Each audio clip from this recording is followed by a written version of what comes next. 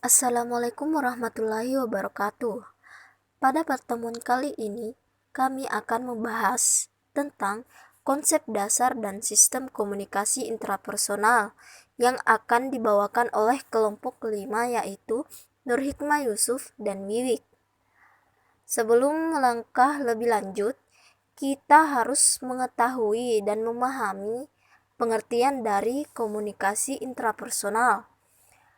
Komunikasi intrapribadi atau komunikasi intrapersonal adalah penggunaan bahasa atau pikiran yang terjadi di dalam diri komunikator sendiri antara diri sendiri dengan subjek yang tidak nampak.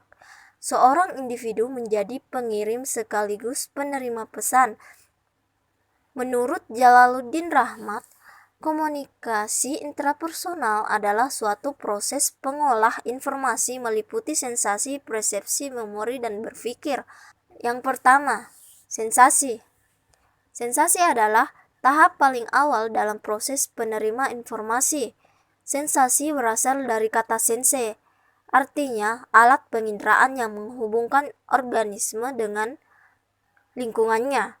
Dennis Kohn mengatakan, bila alat-alat indera mengubah informasi menjadi impuls-impuls saraf dengan bahasa yang dipahami otak, maka terjadilah proses yang dinamakan sensasi. Psikologi menyebut ada 9 alat indera, yaitu penglihatan, pendengaran, kinestesis, vestibular, perabaan, temperatur, rasa sakit, perasa, dan penciuman. Yang kedua, persepsi. Persepsi adalah pengalaman tentang objek, peristiwa, atau hubungan-hubungan yang diperoleh dengan menyimpulkan informasi dan menafsirkan pesan. Persepsi ialah memberi makna pada stimulus indrawi. Hubungan sensasi dengan persepsi yaitu sensasi adalah bagian dari persepsi. Ada yang dinamakan kekeliruan persepsi, ada yang salah persepsi. Contoh dari kekeliruan persepsi yaitu jika seseorang memanggil teman sekelasnya, namun orang itu ternyata adalah orang asing yang baru saja ia kenali. Kesalahan persepsi, contohnya ketika seseorang mengucapkan kata nasi, tetapi orang lain mendengarkan ASI. Persepsi ditentukan oleh 3 faktor, yakni perhatian, faktor fungsional, dan faktor struktural. 3.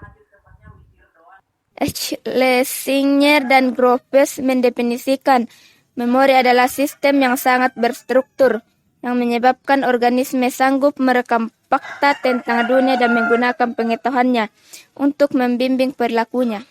Secara singkat, memori melewati 3 proses, yakni perekaman, penyimpanan, dan pemanggilan.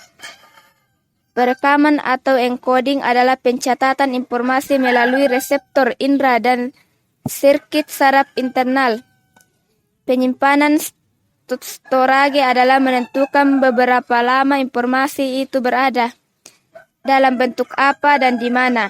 Pemanggilan atau retrieval dalam bahasa sehari-hari, mengingat lagi, adalah menggunakan informasi yang disimpan. 4. Berpikir. Dalam berpikir, kita melibatkan semua proses yang telah disebutkan di atas, yaitu sensasi, persepsi, dan memori.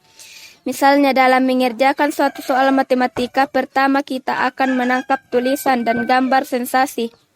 Kita membaca dan mencoba memahami yang diminta persepsi. Pada saat membongkar memori untuk memahami apa yang disebut dengan garis lurus, segi 4, dan kemungkinan soal yang sama pada masa lalu atau memori. Secara garis besar, ada 2 macam berpikir, yakni berpikir autistik dan berpikir realistik. Dengan berpikir autistik atau melamun, orang melarikan diri dari kenyataan dan melihat hidup sebagai gambar-gambar fantasi. Sedangkan berpikir realistik ialah berpikir dalam rangka menyesuaikan diri dengan dunia nyata.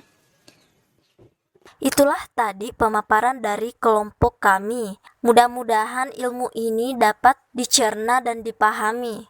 Assalamualaikum warahmatullahi wabarakatuh.